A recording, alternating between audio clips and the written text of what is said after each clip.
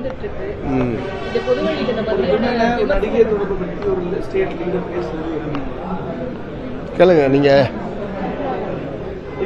நேற்று பாஜக மாநில தலைவர் வந்து விஜய் ஒரு நடிகையோட பேசுமாறு கமெண்ட் சொல்லியிருந்தாரு. திரு நயினார் நாகேந்திரன் அவர்களுடைய அந்த வார்த்தை என்பது ரொம்ப ரொம்ப தவறானது, கண்டிக்கத்தக்கது. விஜய் பற்றி பேசுவதற்கு எவ்வளோ விஷயங்கள் இருக்கிறது. சம்பந்தமே இல்லாத அவர் இன்னொரு நபரை பற்றி இவரோடு இணைத்து, அதுவும் ஒரு பாரதிய ஜனதா கட்சியினுடைய மாநில தலைவர், சட்டமன்ற உறுப்பினர், ஒரு நீண்டகால அரசியல் பொது வாழ்வில் இருக்கக்கூடிய ஒருவர் இப்படிப்பட்ட கருத்துக்களை தெரிவித்தது என்பது வன்மையான கண்டனத்துக்குரியது.